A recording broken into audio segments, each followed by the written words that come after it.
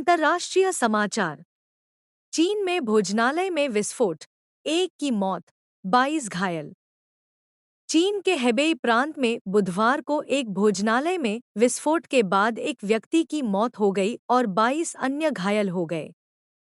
स्थानीय अधिकारियों ने यह जानकारी दी। शहर के आपातकालीन प्रबंधन ब्यूरो के अनुसार विस्फोट सनह शहर के यांजियाओ टाउनशिप में फ्राइड चिकन की एक दुकान पर स्थानीय समय के अनुसार सुबह 7:54 बजे हुआ।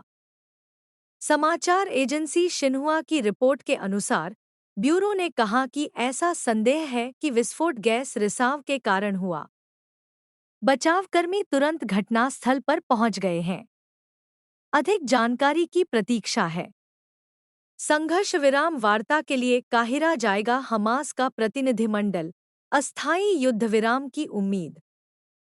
संघर्ष विराम वार्ता में पैदा हुए गतिरोध को खत्म करने को लेकर इस्माइल हानियह के नेतृत्व में वरिष्ठ हमास नेताओं का एक प्रतिनिधिमंडल मध्यस्थता वार्ता के लिए इस सप्ताह काहिरा का दौरा करेगा। वार्ता अमेरिकी राष्ट्रपति जो बाइडेन के विशेष दूत ब्रेट मैकगर की मध्यस्थता में होगी। सूत्रों के मुताबिक हमास लीडरशिप ने इजरायली जेलों में बंद फिलिस्तीनी कैदियों के बदले अपनी हिरासत में मौजूद महिलाओं, बुजुर्गों और घायल इजरायली बंधकों को रिहा करने पर सहमति जताई है। हालांकि इजरायल रक्षा मंत्रालय के सूत्र ने संघर्ष विराम वार्ता की कोई तारीख नहीं बताई है, लेकिन कहा है कि बातचीत इसी सप्ताह होगी। यूक्रेन को $30 करोड़ का नया हथियार पैकेज भेजेगा अमेरिका।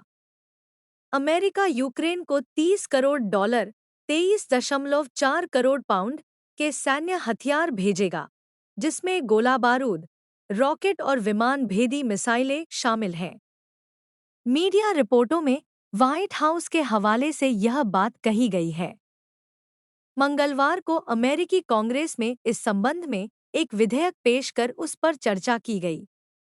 अमेरिका लगभग 3 महीने बाद यूक्रेन की मदद के लिए कोई शिपमेंट भेजेगा। राष्ट्रीय सुरक्षा सलाहकार जेक सुलिवन ने कहा कि यह सहायता यूक्रेन की युद्धक्षेत्र की जरूरतों को पूरा करने के लिए पर्याप्त नहीं है। उन्होंने मंगलवार को संवाददाताओं से कहा, यह गोलाबारूद यूक्रेन की बंदूकों को कुछ समय के लिए रुकने नहीं देगा, लेकिन काफी कम समय के लिए। व्हाइट हाउस कई महीनों से कांग्रेस से एक बजट पारित करने की अपील कर रहा है, जिसमें यूक्रेन के साथ साथ इजरायल और ताइवान को भी सहायता दिए जाने की बात है। राष्ट्रपति मुर्मू ने मॉरिशस के युवाओं से भारत से जुड़े रहने का किया आग्रह। राष्ट्रपति द्रौपदी मुर्मू ने मंगलवार को मॉरिशस के युवाओं से आह्वान किया कि वे अपने गौरवशाली अतीत को पोषित करने और अपने उज्ज्वल भविष्य में निवेश करने के लिए भारत के साथ जुड़े रहें। देश 2047 तक एक विकसित राष्ट्र बनने के लिए अपनी अमृतकाल यात्रा पर निकल पड़ा है। मॉरिशस विश्वविद्यालय में छात्रों और विशिष्ट अतिथियों को संबोधित करते हुए राष्ट्रपति मुर्मू ने आशा व्यक्त की कि दोनों देशों के युवा विशेष साझेदारी को प्रगाढ़ करेंगे। बता दें कि राष्ट्रपति 11 से 13 मार्च तक मॉरिशस दौरे पर हैं। राष्ट्रपति मुर्मू ने कहा, मुझे विश्वास है कि हमारे युवाओं के बीच दोस्ती के ये बंधन हमारे रिश्ते को ऊपर की ओर ले जाएंगे। भारत 2047 तक एक विकसित राष्ट्र बनने के लिए अपनी अमृतकाल यात्रा शुरू कर रहा है।